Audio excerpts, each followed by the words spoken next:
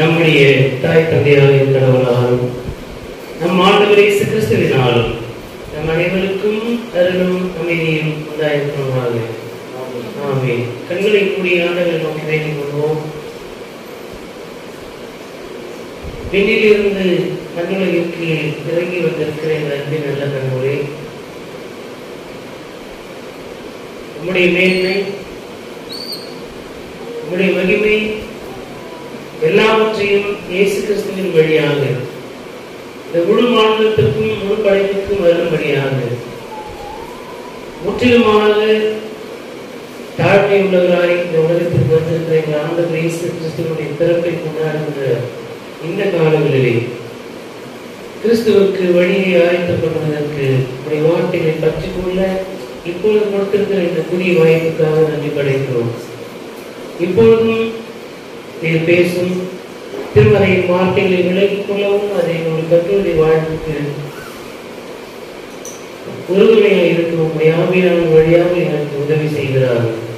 இயேசுவின் வழியை வேண்டுதல் செய்கிறோம் அன்பின் நல்ல கடவுளே. ஆமென்.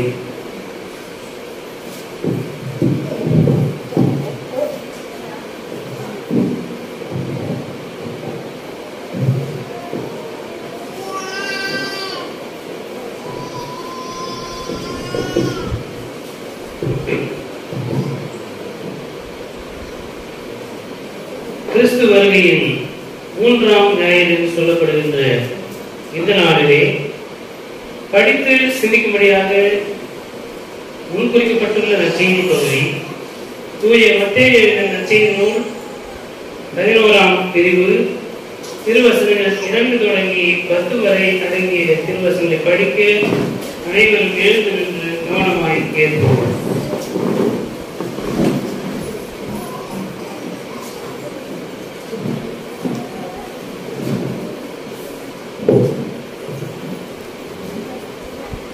தூய மத்தேயு எழுதின நற்செய்தி நூல் 11ஆம் பிரிவு திருவசனங்கள் 2 தொடங்கி 10 வரை. யோவான் சிறையில் இருந்தபோது மெசியாவின் செயல்களை பற்றி கேள்வியுற்று தம் சீடர்களை இயேசுவிடம் அனுப்பினார். அவர்கள் மூலமாக வரவிருப்பவர் நீர்தாமா அல்லது வேறு ஒருவரை எதிர்பார்க்க வேண்டுமா என்று கேட்டார். அதற்கு இயேசு மறுமொழியாக, நீங்கள் கேட்பவற்றையும் காண்பவற்றையும் யோவானிடம் போய் அறிவியுங்கள். பார்வையற்றோர் பார்வை பெறுகின்றனர், கால் ஊனமுற்றோர் நடக்கின்றனர், தொழுநோயாளர் நலமடைகின்றனர், காது கேளாதோர் கேட்கின்றனர், இறந்தோர் உயிர் பெற்று எழுகின்றனர், ஏழைகளுக்கு நற்செய்தி அறிவிக்கப்படுகிறது. என்னை தயக்கமின்றி ஏற்றுக்கொள்வோர் பேர் பெற்றோர் என்றார். அவர்கள் திரும்பிச் சென்ற போது இயேசு மக்கள் கூட்டத்திலும் யோவானை பற்றி பேசத் தொடங்கினார். நீங்கள் எதை பார்க்க பாறை நிலத்துக்கு போனீர்கள்? காற்றில் அசையும் நாணலையா? இல்லையே, யாரை பார்க்க போனீர்கள்? மெல்லிய ஆடை அணிந்த ஒரு மனிதரையா? இதோ மெல்லிய ஆடை அணிந்தோர் அரச மாளிகையில் இருக்கின்றனர். பின்னர் யாரைத்தான் பார்க்க போனீர்கள்? இறைவாக்கினரையா? ஆம், இறைவாக்கினரை விட மேலானவரையே என நான் உங்களுக்கு சொல்கிறேன். இதோ நான் என் தூதனை உமக்கு முன்பாக அனுப்புகிறேன். அவர் உமக்கு முன் உமது வழியை ஆயத்தம் செய்வார் என்று இவரை பற்றி தான் மறைநூலில் எழுதியுள்ளது என்றார் என்றவர்களே.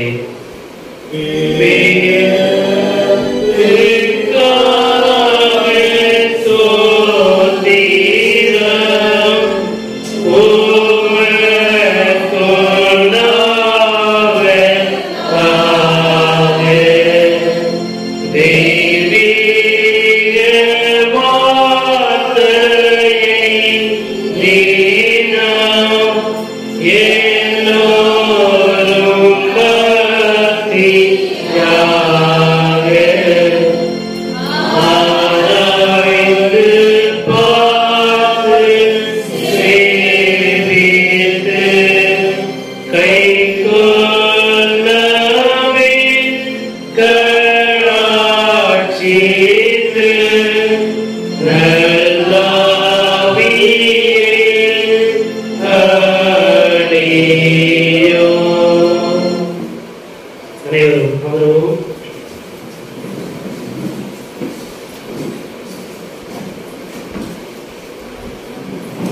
கிறிஸ்துவுக்குள் அன்பான பெற்றோர்களே, பெரியவர்களே, வாழிப்பிள்ளையே, குழந்தைகளே, உங்கள் அனைவரையும் ஆண்டவர் இயேசு கிறிஸ்துவின் திருப்பெயராலே வாழ்த்துகின்றேன். கிறிஸ்து வருகையின் காலம், கிறிஸ்து பிறப்பின் மகிழ்ச்சி, புதிய திருச்சபை ஆண்டு, புதிய ஆண்டு என்கிற நிலையிலே இந்த மாதம் தொடங்கி ஒரு புதிய ஆண்டுக்குள்ளாக நாம் அடியெடுத்து வைத்திருக்கிறோம். கிறிஸ்து வருகையின் முதல் ஞாயிறு தான் திருச்சபையுடைய நியூ இயர். அந்த விதத்திலே கிறிஸ்துமஸ் பண்டிகையை நோக்கிய இந்த பயணத்தின் ஊடாக புதிய திருச்சபை ஆண்டிலே நாம் பயணித்துக் கொண்டிருக்கிறோம். கிறிஸ்து வருகையின் 3ஆம் ஞாயிறு, கிறிஸ்து வருகை காலத்தின் 3ஆம் ஞாயிறு என்று சொல்லப்படுகின்ற நாளிலே இயேசு இயக்கம், இயேசுவின் இயக்கத்தினுடைய தொடக்கம், அதனுடைய பணி என்ன, ஏன் இயேசுவின் பிறப்பை நாம் கொண்டாடுகிறோம் என்பவற்றையெல்லாம் நாம் சிந்திப்பதற்கு அழைக்கப்படுகிறோம். திருச்சபை உருவாவதற்கு முன்பாக இயேசு மற்றும் 12 சீடர்கள், அந்த 12 பேர் அல்லாத திரளான சீடர்கள் இயேசுவுக்கு இருந்தார்கள். அது ஒரு இயக்கமாய் இருந்தது. அந்த இயக்கத்திற்கு பேர் இயேசு இயக்கம். கத்தோலிக்க திருச்சபையிலே இன்றைக்கும் நாம் பார்த்தோமானால் ஜெசூட் மூவ்மெண்ட் என்று சொல்லி சொல்லுவார்கள். அதனுடைய தமிழ் வார்த்தை இயேசு இயக்கம் என்பதுதான். இந்த இயேசு இயக்கத்தை தொடங்கியது யார் என்றால் திருமுழுக்கு யோவான். அதற்கு முன்பு வரைக்கும் தேசியவாதம் என்ற பெயரிலே சியோனிசம், தமிழிலே சியோன் இயக்கம் என்றும் ஜயனிசம் என்று சொல்லி ஆங்கிலத்திலே சொல்லுவார்கள். எப்படி இங்க இந்தியாவில் RSS என்கின்ற இயக்கம் இருந்ததோ அதுபோல யூதேயாவிலே இருந்த ஒரு இயக்கம் ஜயனிசம். மதத்தின் பெயரால், கடவுளின் பெயரால் மக்களை கொலை செய்கின்ற ஒரு இயக்கம். அப்படிப்பட்ட நிலைகள் எல்லாம் கடந்து கிரேக்க கலாச்சாரம், ரோம காலனி ஆதிக்கம் இவற்றுக்கு எதிராக யூதர்களை மீட்பதற்காக மேசியா வருவார் என்று எதிர்பார்ப்பு காலம் காலமாக இருந்து வந்தது. ஆனால் அது எப்பொழுது தொடங்கும், எப்படி வரும் என்கின்ற ஒரு சோர்வு அந்த மக்களுக்கு இருந்தது. அது யூத மக்களுடைய எதிர்பார்ப்பு என்று பொதுவாக சொல்லுவோம். ஆனால் எளிய மக்களுடைய எதிர்பார்ப்பு. ஏன் சொல்லுகிறேன் என்றால், எல்லா இடங்களிலுமே நம்ம மண்ணிலிருந்து சொன்னா எல்லா ஜாதியிலுமே ஏழைகள் இருக்கிறாங்க, பணக்காரர்கள் இருக்கிறாங்க. பொருளாதாரத்தின் கீழாக ஏழைகள் செல்வந்தர்கள் என்ற நிலை இருக்கிறது. இதே சூழல் என்று வருவோமானால் ஜாதி ரீதியான வன்முறைகள், பொருளாதார ரீதியாக ஒவ்வொரு சாதிக்குள்ளாகவும் ஒடுக்கப்படுகின்ற மக்கள் இருக்கிறார்கள். இப்படி ஒடுக்கப்படுகின்ற மக்கள் தான் தங்களுக்கு மேசியா வர வேண்டும் என்று எதிர்பார்த்தார்கள். சாதியின் பேராலும் அல்லது பொருளாதார ரீதியாக வளர்ந்து விட்டவர்கள், படித்தவர்கள், படித்ததன் நிமித்தமாக அரசு வேலையில் இருந்தவர்கள், அவர்களெல்லாம் பெரிய அளவிலே மேசியாவை எதிர்நோக்கவில்லை. ஏனென்றால் அவர்கள் நன்றாகவே சொகுசாக இருந்தார்கள். அப்படிப்பட்ட சூழலிலே மேசியா வர வேண்டும் என்ற எதிர்பார்ப்பு இன ரீதியாக, மொழி ரீதியாக, பொருளாதார ரீதியாக, பாலின ரீதியாக ஒடுக்கப்பட்டிருந்த அடித்தட்டு மக்களிடத்தில் தான் மேசியாவை குறித்த எதிர்பார்ப்பு அதிகமாக இருந்தது. அப்படிப்பட்ட அந்த சூழலிலே மேசியா வர வேண்டும் என்று எதிர்பார்த்திருந்த மக்களுக்கு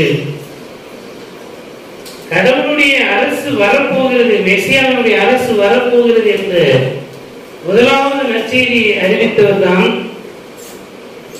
யோவான் ஸ்நானன், திருமுழுக்கு யோவான். மனம் திரும்புங்கள், பரலோக ராஜ்யம் சமீபமாய் இருக்கிறது என்ற வார்த்தையை கேட்டவுடனே நாம் எல்லாருமே பாவத்திலிருந்து விடுபட வேண்டும், தனி மனித பாவத்திலிருந்து விடுபட வேண்டும் என்கின்ற அந்த பார்வைக்குள்ளே சென்று விடுகிறோம்.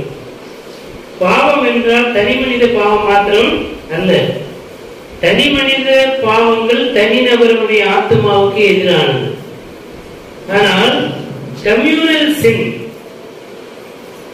சமூக ரீதியான பாவம், கம்யூனிட்டி ஓரியன்டட் கம்யூனிட்டி சின் என்று பார்த்தோமானால், ஒரு தனிநபர் பாவம்னா எதை சொல்லுவோம்? எதெல்லாம் தனிநபர் பாவம் நினைவு? மதுபானம் அருந்துதல், புகைப்பிடித்தல், பொய் சொல்றது.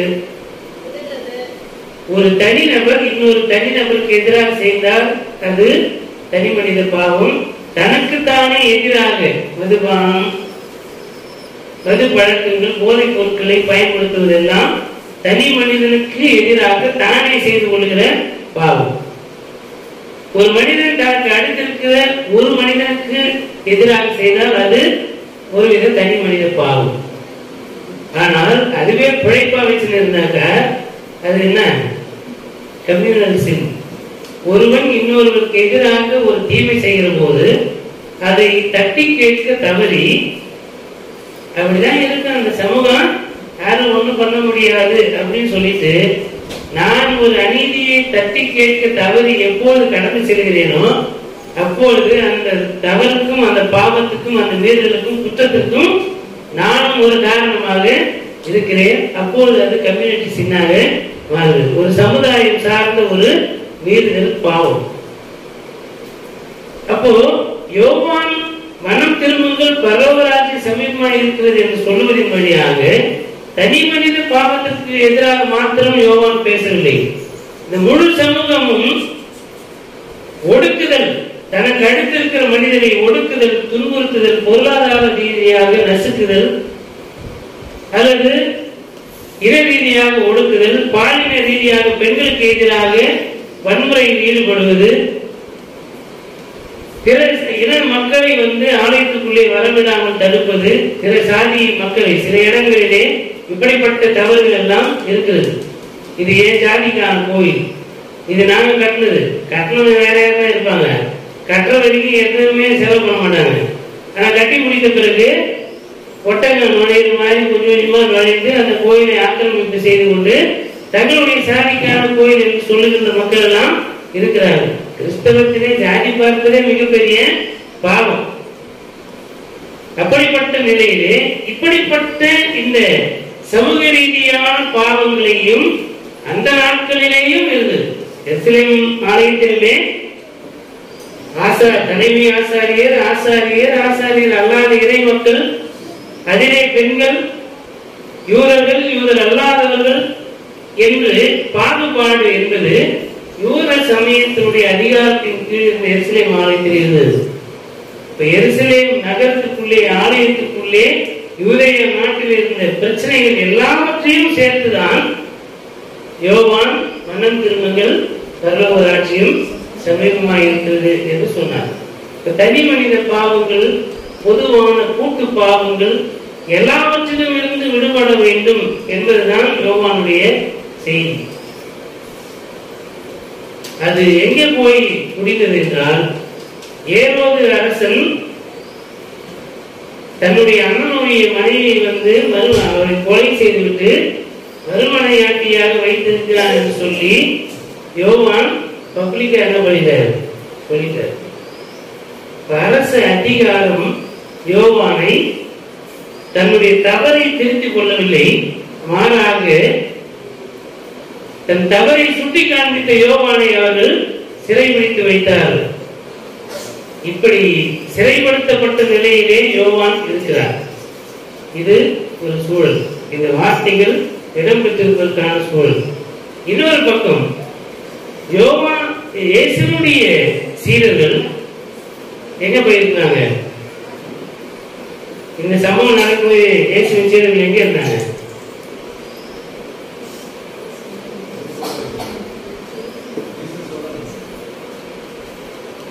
இயேசுவுடைய சீடர்கள் 2 பேராக யூதேய நாடு முழுவதும் கிராமங்களை நோக்கி மிஷனரி ஜேர்னி அர்ப்பணிக்காக அவர்கள் போயிருக்கிறாங்க. போயிட்டு ஒரு 3 வாரம் அங்க இருந்துட்டு மீண்டுமாக இயேசுவிடத்திலே வந்திருக்கிறாங்க. அங்க போயிட்டு திரும்பி வந்து இயேசுவிடத்திலே ஒரு ஃபீட்பேக் பண்ணிட்டு இருக்கிறாங்க. இப்பொழுதுதான் யோவானுடைய சீடர்கள் வருகிறார்கள். ஒரு இடத்துல 2 சீடர்கள் என்று இருக்கும், சீடர்களை யோவான் அனுப்பினார் என்று இருக்கும். யோவான் சிறைப்படுத்தப்பட்டிருக்கிறார், இனி வெளியே வருவது என்பது கடினம். யோவானுடைய திருப்பணி முடிவுற போகிறது என்பது யோவானுக்கு தெரியும். ஏனென்றால் ரோம காலனி ஆதிக்கம் என்பது, நான் தப்பு பண்ணிட்டேன் மன்னிச்சிருங்க அப்படின்னு சொன்னா மன்னிக்கிற ஒரு அதிகாரம் கிடையாது. காலனி ஆதிக்கம் என்பது மன்னிக்கிற மனப்பான்மையுடைய அதிகாரம் கிடையாது. ஏன்னா இன்னைக்கு ஒருத்தரை மன்னிச்சா நாளைக்கு இன்னொருத்தருக்கு கேட்கலையப்பா, எனவே அவனை தண்டிச்சே ஆகணும். திருச்சபைக்கு கூட அப்படிதான் இருக்குது. ஒரு நியாயத்தை கேட்டோம்னா தவறை திருத்திக் கொள்வதற்கு எந்த அதிகாரமும் முன்வருவது கிடையாது. மாறாக நியாயங்களை சுட்டி காண்பிக்கிறவர்களை தண்டித்தே ஆகணும். அப்படி தண்டிப்பதனுடைய நோக்கம் வேறு யாரும் எழுப்பி கேள்வி கேட்கக்கூடாது என்பதுதான் அதனுடைய அதிகாரத்தில் இருக்கிறவர்களுடைய நோக்கம். அப்படிப்பட்ட சூழலை யோவானுடைய திருப்பணி முடிவு போகும் நிலையில் இருப்பதாக யோவானே உணர்ந்திருப்பதனாலே இதுவரைக்கும் நடத்தி வந்த அந்த இயக்கத்தை தொடர்ந்து நடத்த முடியுமா முடியாதா? வரவிருப்பவர் நீதானா, இல்லை வேறொருவர் வர காத்திருக்க வேண்டும், அதேதான் மேசியாவா? அவர்தான் மேசியா என்றால் யோவான் இறந்து போகிற நிலையிலே, கொலை செய்யப்பட போகிறோம், சிறைப்படுத்தப்பட்டிருக்கிறோம், இனி வெளியே போவதற்கான வாய்ப்பில்லை என்றாலும் இதுவரைக்கும் நான் செய்த பணி எந்த விதமான சுணக்கமும் இன்றி தயக்கமும் இன்றி தொடர்ந்து அது முன்னெடுத்து நடத்தப்படும். இரண்டாவது, நான் யாருக்காக பணி செய்தேனோ அவர் வந்துவிட்டார். இனி எனக்கு எது நேர்ந்தாலும் எனக்கு அதை பற்றி கவலை இல்லை. இந்த இயக்கம் சிறப்பாக நடைபெறும். வரவிருந்த மேசியா வந்துவிட்டார், எனவே அவரிடத்திலே இந்த இயக்கத்தை நான் ஒப்படைக்கிற நேரம் என்கிற அந்த துணிவும் தெளிவும் ஒப்படைக்கும் யோவானுக்கு இருந்தது. அதே வேளையிலே தம்முடைய சீடர்களுக்கு அந்த ஐயத்தை போக்க வேண்டும். யோவானுக்கு இயேசுவை குறித்த ஐயப்பாடு இருந்ததா இல்லையா என்கின்ற கேள்வி எல்லாம் இருந்தது. ஆனால் யோவானுக்கு ஒரு தெளிவும் இருந்தது. ஏனென்றால் இயேசுவை சந்திக்கிற போதே அவர் என்ன சொல்லியிருந்தார்? இதோ உலகத்தின் பாவத்தை சுமந்திருக்கிற தேவாக்கின் குட்டி என்று சொல்லி தெளிவாக எடுத்துரைத்திருக்கிறார். இயேசுவின் மீது இயேசுதான் மேசியா என்பதிலே யோவானுக்கு பெரிய ஐயப்பாடு இருந்திருக்க வாய்ப்பு. ஆனால் அந்த இயக்கத்தை இயேசுவிடத்தில் ஒப்படைக்கிற போது சீடர்கள் எல்லாரையும் ஒப்படைக்கணும்னா இந்த சீடர்கள் தயக்கம் இல்லாமல் இயேசுவை பின்பற்ற வேண்டுமானால் அதற்கு சில அடையாளங்களும் சில உறுதிப்பாடுகளும் தேவையாயிருந்தது. அந்த உறுதிப்பாடுகளை சீடர்களே அறிந்து கொள்ள வேண்டும் என்பதற்காக தான் சீடர்களை யோவான் அனுப்பி வைத்திருக்கிறார். இந்த சீடர்கள் போய் ஆண்டவர் இயேசுவோடு கூட உரையாடுகிறார்கள். வரவிருப்பவர் நீதானா, வேறொருவர் காத்திருக்க வேண்டுமா என்று கேள்வி கேட்கிற போது எழுதப்பட்டிருக்கின்ற வார்த்தையை நீங்கள் ஒருவேளை விசுவாசிக்க தயங்கலாம். நீங்க வந்துட்டீங்கல்ல, என் கூட தங்குங்க, தங்கி இருந்து நான் என்ன செய்யறேன்னா பாருங்க, அதை பார்த்து நீங்கள் விசுவாசித்தால் விசுவாசிங்கள், நீங்கள் பார்க்கிறதை போய் யோவானிடத்திலே சொல்லுங்கள். லூக்கா நற்செய்தி நூல் 4ஆம் பிரிவு 16 முதல் 20 வசனங்கள், ஏசாயா இறைவாக்கு நூல் 61ஆம் பிரிவு 1-2 வசனங்களிலே. ஏசாயா 61 எழுதப்பட்டிருக்கின்ற வார்த்தை லூக்கா நற்செய்தி நூலிலே ஆண்டவர் இயேசு தம்முடைய திருப்பணி அறிக்கையாக அதை வெளிப்படுத்துகிறார். இங்கே மத்தேயு நற்செய்தி நூலிலே அதை யோவானினுடைய சீடர்கள் சொல்லுவதின்படியாக நான் எதற்காக வந்தேன், என்னுடைய திருப்பணி திட்டம் என்ன, நான் என்ன செய்து கொண்டிருக்கிறேன், இதுவரைக்கு என்ன செய்திருக்கிறேன் என்பதை எல்லாம் நீங்கள் பார்த்து அதை யோவானிலே சொல்லுங்கள் என்கின்ற விதமாக இந்த பகுதி அமைந்திருப்பதை நாம் பார்க்க முடியும். இயேசு தம்முடைய பணியை குறித்து சொல்லுகிற போது பார்வையற்றோர் பார்வை பெறுகின்றனர், கால் ஊனமுற்றோர் நடக்கின்றனர், தொழுநோயாளர் நலமடைகின்றனர், காது கேளாதோர் கேட்கின்றனர், இறந்தோர் உயிர் பெற்று எழுகின்றனர், ஏழைகளுக்கு நற்செய்தி அறிவிக்கப்படுகிறது என்கின்ற இந்த வார்த்தைகள் லூக்கா நற்செய்தி நூலிலே ஆண்டவர் இயேசு ஏழைகளுக்கு நற்செய்தி அறிவிக்கவும், பார்வையற்றோர் பார்வை பெறவும், சிறைப்பட்டோர் விடுதலையாக்கப்படுவதற்கும் விடுதலை ஆண்டை அறிவிக்கும்படியாக நான் வந்திருக்கிறேன், கடவுள் என்னை அருட்பொழிவு செய்திருக்கிறார் என்று சொல்லுகிற அந்த வார்த்தைக்கு இணையான வார்த்தைகளாக இருப்பதை நாம் இங்கே அறிந்து கொள்ள முடியும். இந்த நிகழ்வுகள் எல்லாம் எப்போது நடைபெறுகிறது என்றால், இயேசு திருப்பணி ஏற்ற திருமுழுக்கு பெற்று திருப்பணி செய்ய தொடங்கிய பிறகு 2ஆம் ஆண்டிலே ஒரு பாஸ்கா பண்டிகையின் போதுதான் இந்த நிகழ்வு நடைபெறுகிறது. அங்கே திரளான மக்கள் இருக்கிறார்கள். எப்படி இயேசுவை தம்முடைய அந்த 3.5 ஆண்டு ஊழியத்திற்கு பிறகு ஒரு பாஸ்கா பண்டிகை காலத்திலே ஒரு புரட்சியாளர் தோன்றிவிடக் கூடாது, அவரை கொலை செய்ய வேண்டும் என்று சொல்லி அந்த ரோம காலனி ஆணைக்கும் இயேசுவை பின் நாட்களிலே கொலை செய்தோம். அதற்கு முன்பாக அதே விதமாக ஒரு பாஸ்கா பண்டிகை காலத்திலே யோவானை கொலை செய்வதற்கு ஏரோதும் அவனை சார்ந்தவர்களும் ஆயத்தமாக இருக்கிறார்கள். அந்த காலத்தில் தான் இந்த நிகழ்வு நடைபெற்றிருக்கிறது. இதுதான் அங்கிருக்கின்ற வரலாற்று சூழல். இவை எல்லாவற்றையும் சொல்லிவிட்டு ஆண்டவர் சொல்கிறார், என்னை தயக்கமின்றி ஏற்றுக்கொள்வோர் பேர் பெற்றோர். அல்லேலூயா. இயேசுவை ஏற்றுக்கொள்வதற்கான முன் ஆயத்த நிலை என்பது கடவுளின் வார்த்தையை நாம் முதலாவது ஏற்றுக்கொள்ள வேண்டும். The pre-existence of Christ is the word of God. கடவுளுடைய வார்த்தை தான் இயேசுவினுடைய முன்னிருப்பு நிலை என்று சொல்லி திருமறை முழுவதும் சொல்லுகிறது. எங்கே சொல்லி இருக்கிறது? யாராவது சொல்லுங்க. The word of God is the pre-existence of Christ. திருமறையிலே எங்கே இருக்கு? இயேசுவினுடைய முன்னிருப்பு நிலை கடவுளுடைய வார்த்தை தான். எங்க இருக்குது? யோவான் 1ஆம் அதிகாரம் 1ஆம் வசனத்தில் இருக்குது. ஆதியிலே வார்த்தை இருந்தது, அந்த வார்த்தை கடவுளுக்கு இருந்தது, அந்த வார்த்தை கடவுளாய் இருந்தது. அந்த வார்த்தை ஊனுடன் ஏற்று மனிதனுக்குள்ளே வந்து நம்மோடு கூட வாசம் பண்ணினார் என்று யோவான் 1:14 நாம் படிக்கிறோம். The pre-existence of Christ is the word of God. கடவுளுடைய வார்த்தை. கடவுளுடைய வார்த்தை மீது விசுவாசம் வைக்காத ஒருவர் எந்த காலத்திலும் இயேசு கிறிஸ்துவை விசுவாசிக்கிறேன் என்று சொல்லுவதற்கு தகுதி உடையவர் கிடையாது. நாம் கிறிஸ்துவை கொண்டாட வேண்டுமானால் கடவுளின் வார்த்தை முதலாவது கொண்டாட வேண்டும். யோவான் கடவுளுடைய வார்த்தைகளை, அது திருச்சட்டமாக இருக்கலாம், ஞான பாடல்களாக இருக்கலாம், இறைவாக்கு நூல்களில் எழுதப்பட்டிருந்த வார்த்தைகளாக இருக்கலாம், இவை எல்லாவற்றின் மீதும் யோவானுக்கு ஒரு தெளிவும் அறிவும் அதன் மீதான விசுவாசம் இருந்தபடினாலேதான் இயேசு கிறிஸ்துவை பார்த்த மாத்திரத்திலே இதோ உலகத்தின் பாவத்தை சுமந்து தீர்த்த தேவான் குட்டி என்று இந்த உலகத்துக்கு சான்று பகர்ந்தார். அந்த தெளிவு நமக்கு இருக்க வேண்டும். கிறிஸ்து பிறப்பின் மகிழ்ச்சியை கொண்டாட இருக்கின்ற நாம் கிறிஸ்துவை குறித்து எழுதப்பட்டிருக்கின்ற வார்த்தைகள், கிறிஸ்துவனுடைய செயல்களாக திருமறையிலே சொல்லப்பட்டிருக்கின்ற வார்த்தைகள் மீது விசுவாசம் உடைய மக்களாக இருப்பதற்கு நாம் அழைக்கப்படுகின்றோம். நாம் யாராய் இருக்க வேண்டும்? கிறிஸ்துவை கொண்டாட வேண்டுமானால் நாம் யாராய் இருக்கணும் அப்படின்னா யாராய் இருக்கணும் சொல்லுங்க. கிறிஸ்துவை உடையவர்களாக இருக்கணும். நற்செய்தி பகுதி உள்ளே இருந்து எடுத்து சொல்லுங்க.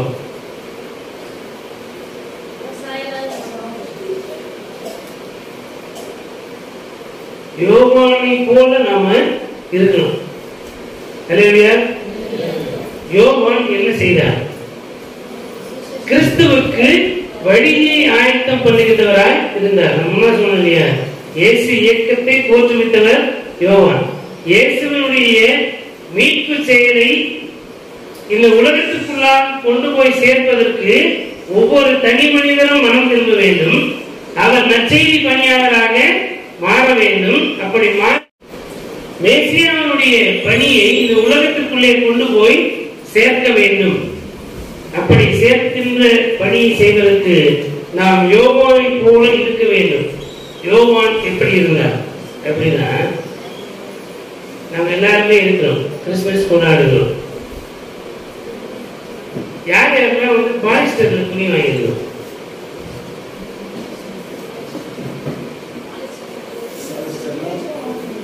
பாலிஸ்டர் துணினா என்ன தெரியுங்க? இருக்கிறதுலே விலை கம்மி. அதுதான், அதை போட்டாலே உடம்புனா சூடா இருக்கும். குளிர் காலத்துல ஒரு வேலை போட்டுக்கலாம், வெயில் காலத்துல பாலிஸ்டர் துணி போட முடியும் இல்லையா? எரிச்சலா இருக்கும், உள்ள காற்று போவாது. இப்போ ரொம்பவும் ஏழை மக்கள் சொற்பமான விலைக்கு வாங்குகின்ற ஒரு துணிதான் பாலிஸ்டர். காட்டன் துணி பயன்படுத்துறோம் இல்லையா? ஒரு சீசனுக்கு நாம் எப்படி ஆடை அணிய வேண்டும் என்று பார்த்து வாங்குற அளவுக்கு நமக்கு கடவுள் வசதி வாய்ப்பை கொடுத்திருக்கிறார் இல்லையா? ஆமா, எது கொடுத்தாலும் கிடைக்கிறதெல்லாம் கடவுள் கொடுத்தாரு சொல்லிடுவோம். நம்ம எதையுமே இறக்கிறதுக்கு தயாரா இருக்க மாட்டோம். அது ஒரு பக்கம். இப்போ பாலிஸ்டர் கொஞ்சம் மேல போனோம்னா செமி காட்டன், டெரி காட்டன் என்று சொல்லுவாங்க. அதுக்கு மேல கொஞ்சம் காட்டன், அப்புறம் பட்டு, அதிலே வந்து வெள்ளி தங்கத்தினாலான ஜரிகைகளை பயன்படுத்துவது. ஆண்கள் லைனன் கிளாத் என்று சொல்லுகிறோம். போட்டா உடம்புல இருக்கிறதே தெரியாது, அவங்க சாஃப்டா இருக்கணும் அப்படின்னு சொல்றோம் இல்லையா? யோவானுக்கு அந்த அனுபவமே கிடையாது. யோவானுக்கு லைனன் கிளாத்னால என்ன தெரியாது. யோவானுக்கு பட்டு, லைனன் கிளாத் இதெல்லாம் எதுவுமே தெரியாது. ஒட்டகத்தின் தோலை போட்டி கொண்டு காட்டு வெட்டிக்கிளி சாப்பிட்டு வாழ்ந்த, அதுக்காக உங்களை வெட்டிக்கிளி சாப்பிடணும் ஒட்டக தோல் போட்டு சொல்ல. நம்முடைய உணர்வுகள் எப்படி இருக்கணும்னா, கடவுள் நமக்கு கொடுத்திருக்கின்ற இந்த உலக ரீதியான பொருளாதார வளங்களை நாம் பயன்படுத்திக் கொள்ளத்தான் வேண்டும். அது கடவுள் கொடுத்திருக்கிற ஆசீர்வாதம், அது நம்முடைய நம்பிக்கை. ஆபிரகாமுக்கு திரளான ஆடு மாடுகளையும் எல்லா விதமான வசதி வாய்ப்புகளையும் ஆண்டவர் கொடுத்தார். நாம் அதை பயன்படுத்திக் கொள்கிறோம். அதுதான் எந்த விதமான தவறும் கிடையாது. ஆண்டவர் அறிவிக்கிற நன்மை. அதை எப்படி எல்லாம் பயன்படுத்துகிறோம்? யோவானை குறித்த ஆண்டவருடைய சாட்சி என்ன சொல்லுன்னா, நீங்கள் யாரை பார்த்து வளாந்தரத்துக்கு போனீங்க அப்படின்னா, மெல்லிய ஆடை தரித்த மனிதரையா? நீங்க யோவானை மெல்லிய ஆடை தரித்த மனிதராகவும் பார்க்க முடியாது. மெல்லிய ஆடை தரித்த மனிதர்களோடு யோவானை பார்க்க முடியாது. ஏனென்றால் யோவானுடைய செய்தி அப்படி, யோவானுடைய வாழ்வு அப்படி. அவர் நீதி நியாயங்களுக்காக போராடுகின்ற மனிதராக இருந்தார். இந்த சமூகம் ஒரு சமநிலைக்கு வர வேண்டும். இந்த சமூகம் சமத்துவமும் சமூக நீதியும் நிறைந்த ஒரு சமூகமாக இருக்க வேண்டும். இங்கே நிறைய ஏற்றத்தாழ்வுகள் இருக்கிறது. இன ரீதியாக, பொருளாதார ரீதியாக, அதிகார வர்க்கம், அதிகாரமற்ற மக்கள் என்கின்ற நிலையிலே மிகப்பெரிய பெரும் பிளவு இருந்தது. அதிகாரத்தில் இருந்தவர்கள், பொருளாதாரத்திலே செல்வ செழிப்பாக இருந்தவர்கள், சமய ரீதியாக இருந்தாலும் சரி, செகுலராக இருந்தாலும், அதிகார வர்க்கம் ஒரு எளிமையான மக்களை ஒடுக்குகின்ற சமூகமாகத்தான் அது இருந்தது. அப்படிப்பட்ட நிலையிலே யோவான் ஒடுக்கப்படுகின்ற மக்கள் சார்பிலே நின்று எல்லாருக்குமான நீதி நிறைவேற்றப்பட வேண்டும், மாரல் டிசிப்ளினை கற்பித்தார், அறநெறி சார்ந்த ஒழுக்கத்தை கற்பித்தார். அதிகார வர்க்கம் எப்படி மக்களை நடத்த வேண்டும் என்பதை குறித்து போதித்தார். இப்படியெல்லாம் செய்வதனாலே அவர் எப்பொழுதுமே அதிகார வர்க்கத்தோடு உட்கார்ந்தவராக இல்லை. யாரெல்லாம் செல்வந்தராக இருந்தும் ஏழைகளோடு தங்களை அடையாளப்படுத்திக் கொண்டார்களோ அவர்கள் யோவானை பின்பற்றினார்கள். அவர்களோடு யோவான் உரையாடி இருக்கிறார். ஆனால் செல்வத்திலே இருந்து கொண்டு ஏழைகளை ஒடுக்குகிறவர்கள், அதிகாரத்திலே இருந்து கொண்டு அதிகாரமற்ற மக்களை ஒடுக்குகின்றவர்களோடு யோவான் ஒருபோதும் தம்மை அடையாளப்படுத்திக் கொள்ளவில்லை. அப்படியானால் நாம் யாராக இருக்கிறோம்? நாம் அதிகாரமற்ற மக்களாக இருக்கின்ற போது அதிகாரமற்ற மக்களோடு இருப்பது என்பது இயல்பு. ஆனால் நமக்கு ஆண்டவர் ஒரு அதிகாரத்தை கொடுத்திருக்கின்ற போது அதை அதிகாரமற்ற மக்கள் வாழ்வு பெறுவதற்காக பயன்படுத்துகிறோமா என்பதை நாம் சிந்தித்து பார்க்க வேண்டும். ஆகவே என்னுடைய தனிமனித வாழ்விலே, என்னுடைய நடத்தையிலே நான் தூய்மை உள்ளவராக இருக்க வேண்டும். இந்த உலகத்திற்குள்ளாக, சமூகத்திற்குள்ளாக நான் இருக்கிற போது எத்தனை உயர்வான பதவிகள், அதிகாரம், செல்வங்கள், பணம், பதவிகள் நமக்கு வந்தாலும் அவற்றை எல்லாம் அனைத்து மக்களும் வாழ்வதற்காக பயன்படுத்துகின்ற எளிமையான ஆன்மாவுடைய மக்களாக நாம் இருப்பதற்கு நம்மை நாம் பயிற்றுவித்துக் கொள்வதற்கு அழைக்கப்படுகிறோம். இயேசு கிறிஸ்து ஏழைகளோடு இருந்தார், பணக்காரர்களோடு இருந்தார் என்பதல்ல. ஏழைகளுக்காக தங்களை அர்ப்பணிக்கிற பணக்காரர்கள் எல்லாம் இயேசுவோடு இருந்தார். சகேயுவை போன்றவர்கள். ஒரு செல்வந்தன் திரளான ஆஸ்தி உடையவனாக இருந்ததுனாலே அதை விற்று ஏழைகள் கூடிய சொன்னபோது அவன் மனசு வரல. அவன் இயேசுவை பின்பற்றவும் இல்லை, இயேசு அவனுக்காக பரிதவிக்கவும் இல்லை. ஆனால் சகேயு செல்வந்தராக இருக்கிறான், அதிகாரத்தில் உயர் பதவியில் இருக்கிறான். ஆனால் இயேசுவோடு தம்மை அடையாளப்படுத்திக் கொள்ள, இயேசுவை அடையாளம் காண பார்ப்பதற்கு விரும்புகின்ற போது இயேசு அவனை நோக்கி வருகிறார், இயேசு அவனை அழைக்கிறார், அவனோடு தங்குகிறார். இப்பொழுது அவன் இயேசுவினுடைய மனதை புரிந்து கொண்டவனாக, இயேசு கிறிஸ்துவனுடைய சீடனாகவே மாறி போகிறான். இப்ப செல்வந்தராக இருக்கிறோமா ஏழையா இருக்கிறோமா இல்லை, நாம் மற்றவர்களை சமமாக நடத்துகிறோமா, மற்றவர்களை மதிப்பிற்குரியவராக கருதுகிறோமா, என்னுடைய உள்ளம் எளிமையானவராக இருக்கிறதா, என்னுடைய சிந்தனைகள் எளிமையாக இருக்கிறதா? எளிமையான எண்ணம், எளிமையான சிந்தனை இல்லாதவர்கள் இயேசு கிறிஸ்துவை ஒருபோதும் பணிந்து கொள்ள முடியாது. இயேசு கிறிஸ்துவை உண்மையாக உடல், பொருள், ஆவி, ஆன்மாவோடு தொழுது கொள்கின்ற மக்கள் எப்பொழுதுமே எளிமையான மனமுடையவராக, எல்லோரையும் அரவணைக்கிறவராக, எல்லோரையும் அன்பு செய்கின்ற மக்களாக, அவரவர் தன் பிழைகளை உணர்ந்து மனம் திரும்பி கிறிஸ்துவின் மனநிலை உடையவர்களாக மாறுவதிலே எப்பொழுதும் முற்போக்கு சிந்தனை உடையவர்களாக இருப்பார்கள். நாம் கிறிஸ்தவர்கள் என்பது உண்மையானால் கிறிஸ்துவை உடையவர்களாக இருக்க வேண்டும்.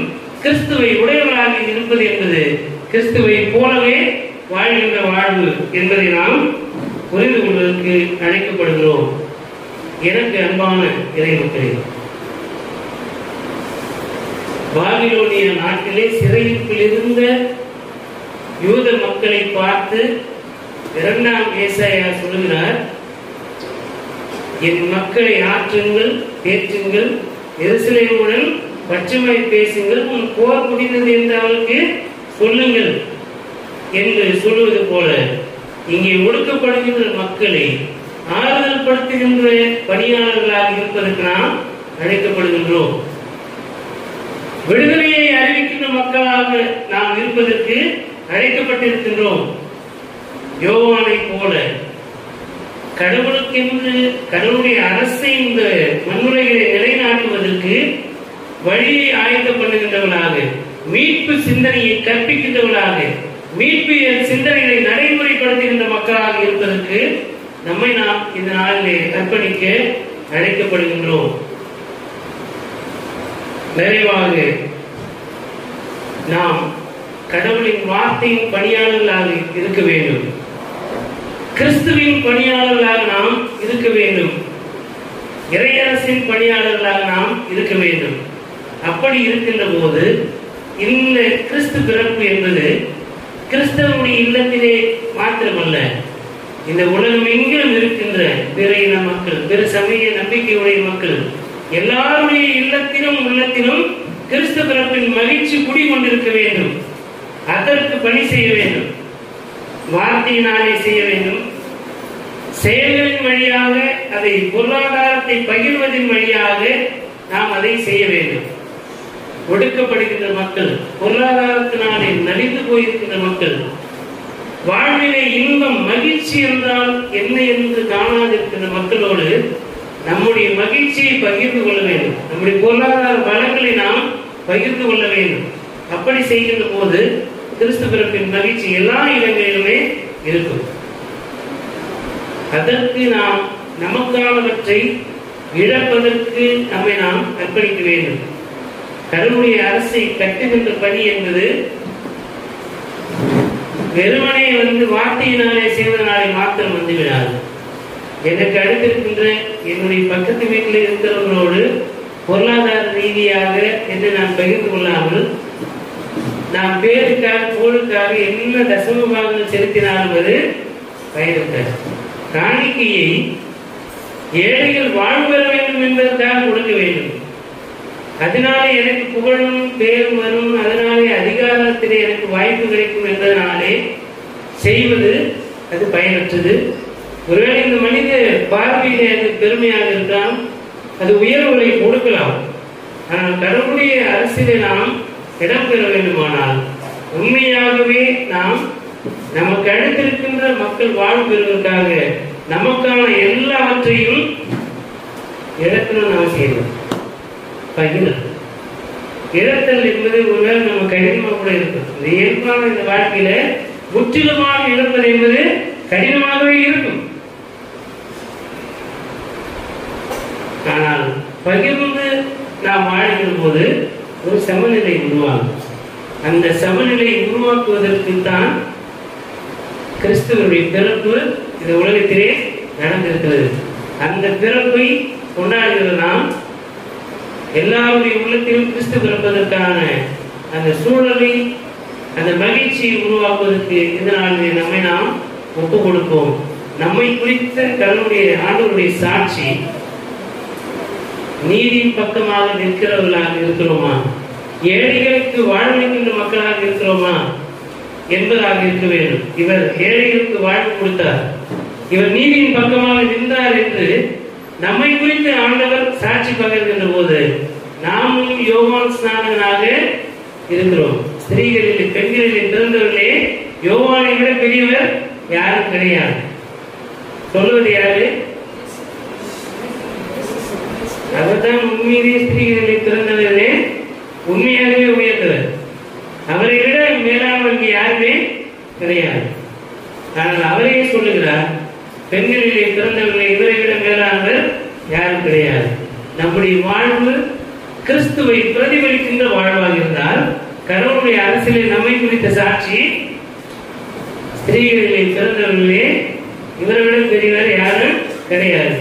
அப்படிப்பட்ட ஒரு சாட்சியை நம்முடைய வாழ்விலே வாழ்ந்து பார்த்து முதல் நாளிலே உடைய திருமணத்தை உங்களை தோது கொள்ள ஆண்டவரை பாராட்டின அனைத்து தயவுகளுக்காக இறக்கங்களுக்காக உங்களுக்கு கோடான கூடிய நன்றிகளை இருக்கிறோம். எங்களை முற்றிலுமாய் தாழ்த்தி உடைய கருத்தை ஒப்புவிக்கிறோம். இந்த கிறிஸ்து பிறப்பின் மகிழ்ச்சியும் ஆசீர்வாதமும் சமாதானமும் அனைவருடைய உள்ளத்திலும் நிறைத்து வருகிற ஆண்டவர்களுக்கு உதவி செய்கிறார்கள். எங்கள் கொடுத்திருக்கின்ற வாய்ப்பு, எங்கள் கொடுத்திருக்கின்ற உலக பிரகாரமான செல்வம், சம்பத்தை அனைத்தையும், அதிகாரம் யாவற்றையும் அனைத்து மக்களும் வாழ்வதற்கு பயன்படுத்துவதற்கு எங்களுடைய உள்ளத்திலே கிறிஸ்துவின் மனதை உண்டாக அருள் செய்கிறார்கள். துதிகர மகிமையாகவும் பொருளுக்கே இருக்கிறோம். எங்கள் ஆண்டவர் மித்திரமாக இயேசு கிறிஸ்துவின் வழியாய் வேண்டுதல் செய்கிறோம். எங்கள் அன்பு நிறைந்த நல்ல கடவுளே, ஆமென். அனைத்து ஆற்றல் நிறைந்த நம்முடைய தாயும் தந்தையுமாகிய கடவுளுடைய அன்பும் நம்முடைய ஆண்டவர் மித்திரமாக இயேசு கிறிஸ்துவின் அருளும் அமைதியும் தூய ஆவியாருடைய வல்லமையுள்ள பாதுகாப்பு பராமரிப்பும் மாறாத நித்திய உடன்படிக்கை உறவு வைக்கவும் வாழ்த்தலும் இன்றும் என்றும் எல்லா காலம் மனைகளும் நீடித்து நிலைத்திருந்த வாழ்த்தி காப்பனமாக. ஆமென். கிறிஸ்துவுக்குள் அன்பான இறைமக்களே, யாவருக்கும் அட்வான்ஸ் கிறிஸ்துமஸ் நல்வாழ்த்துக்களை தெரிவித்துக் கொள்கிறேன். இந்த நாளிலும் இந்த வாய்ப்பு நல்கிற சபையுடைய போதகர், சபையுடைய முப்பது விசுவாச குடும்பங்கள் யாவருக்கும் என்னுடைய மனமார்ந்த நன்றிகளை, கிறிஸ்துமஸ் நல்வாழ்த்துக்களை தனிப்பட்ட முறையிலும் குடும்பத்தின் சார்பாகவும் தெரிவித்துக் கொள்கிறேன். Advance happy Christmas.